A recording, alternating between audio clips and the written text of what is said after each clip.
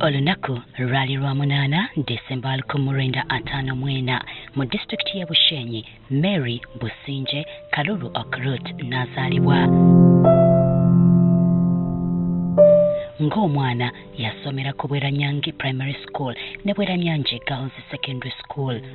Mu 1972 ku myaka 18 Okurut ono kati omugenzi yeegatta ku Trinity College na Bingo okusoma senior ey'okutaano n'omukaaga. Mu 1974 yayingira ettendekero lya Makerere era n'atikkirwa mu 1977. Teyakoma wano, yeeyongerayo okubikkola ebitabo era oluvannyuma lw'emyaka 3 n'atikkirwa diguli ey'okubiri.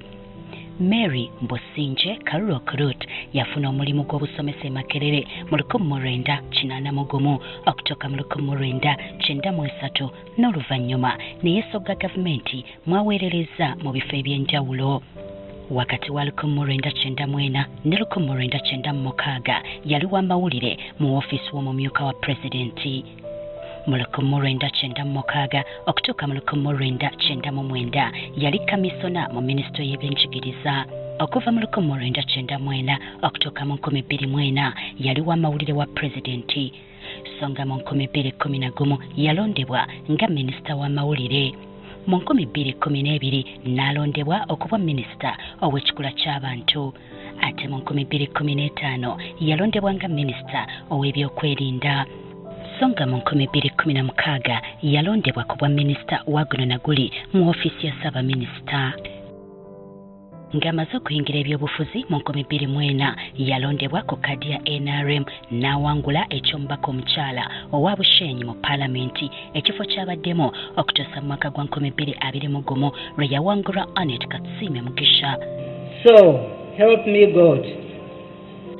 Yali mukyala mufumbo ne Stanislas Okurut, kyokka ono n'afa mu mwaka gwa 2014 n'amulekera abaana 8, abalenzi 5 n'abawala 3. Well, it feels pretty special and intimidating because she set such a high bar for us that we've got to live up to, and it's not very easy.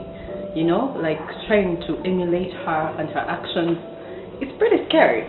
Enteekateeka z'okuziika kwe tezinnaba kufulumizibwa. Nobody wants to go back to the dark days, and that is where security becomes easier to manage because our people talk.